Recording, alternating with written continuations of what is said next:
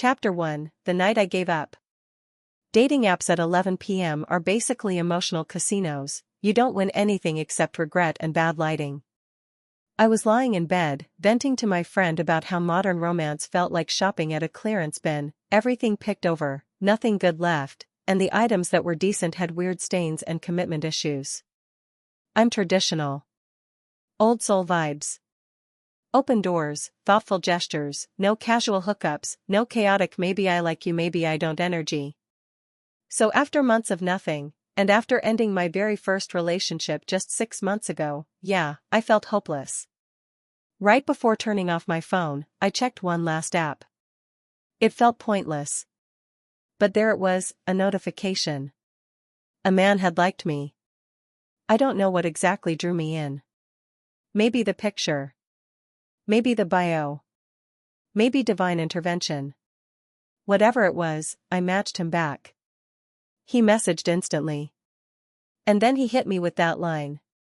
Want to meet for a drink at my hotel bar? Hotel bar. Midnight. From a man I had matched with 20 seconds ago. My inner grandma clutching her pearls screamed, no. My logical brain said, absolutely not. My gut mumbled something unintelligible. And yet, I didn't unmatch. I told him the truth, that I don't do hookups, that I'm not the girl for a quick night of chaos. He replied, I'm not looking for a hookup. I'm looking for true romance. Right. Sure. And I'm the tooth fairy. But somehow, and I still can't explain this, I agreed to meet him. I put on real pants, grabbed my bag, and walked into fate like I had an appointment. Chapter 2, Midnight at the Hotel Bar. I expected a creep. Or a player. Or a guy who smelled like Axe body spray and disappointment. Instead, he was breathtaking. Tall. Masculine. Eyes that made you forget words existed.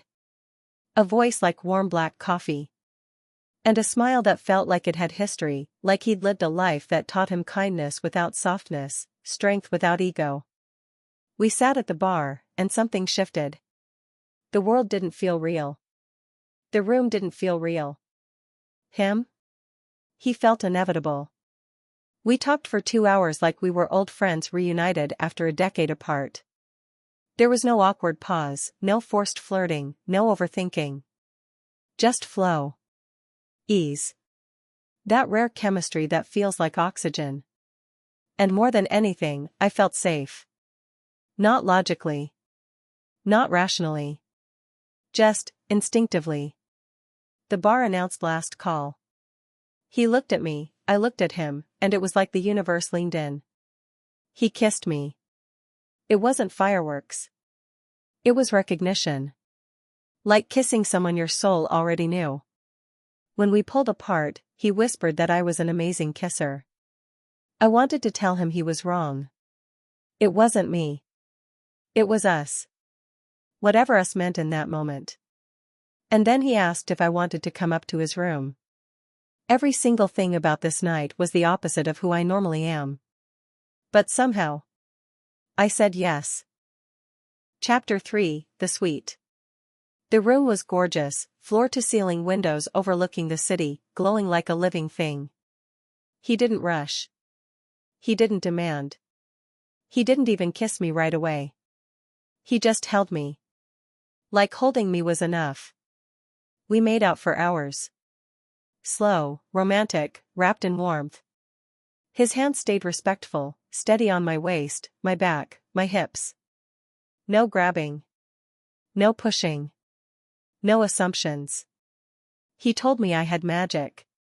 That I felt like a spell he didn't want to break. And then, he asked if I'd stay the night. Me. Miss, I don't sleep next to anyone unless I've known them since the Bush administration. Me. Sleeping beside a stranger. But I felt it again, that sense of safety. Like I'd known him long before I ever met him. So I stayed. He spooned me the entire night. Face nuzzled into my neck. His arm draped over me. Gentle touches to my arm, my thigh, my hip.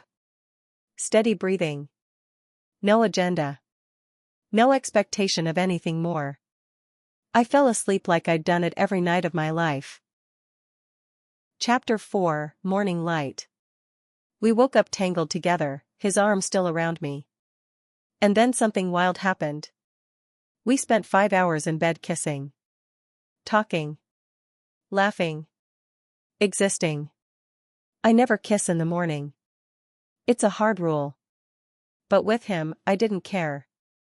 I loved the taste of him. Loved the softness of that morning light moment. And yes, he got excited. Repeatedly. But he kept his boundaries. Held himself back. Never pushed for more. That restraint? That was hotter than anything else. Eventually, his flight time approached. We had to get up. He packed. I put my shoes on.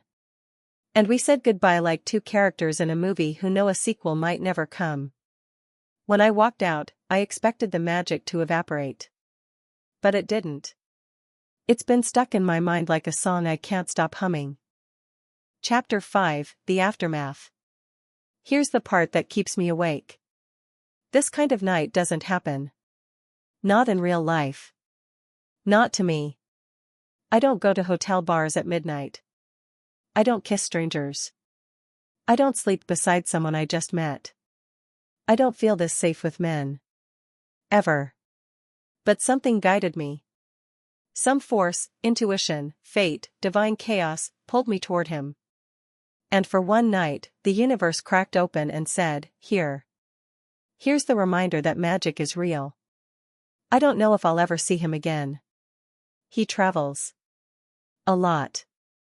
And I'm not expecting him to become my future husband or my rom-com ending. But if we ever did reconnect, it would be the wildest origin story ever. And if not, then this becomes a quiet myth in my life. A story I'll tell myself sometimes to remember what it feels like when the world surprises you. Sometimes, the rarest thing isn't love. It's connection. And sometimes, connection shows up at midnight in a hotel bar when you're absolutely convinced romance is dead.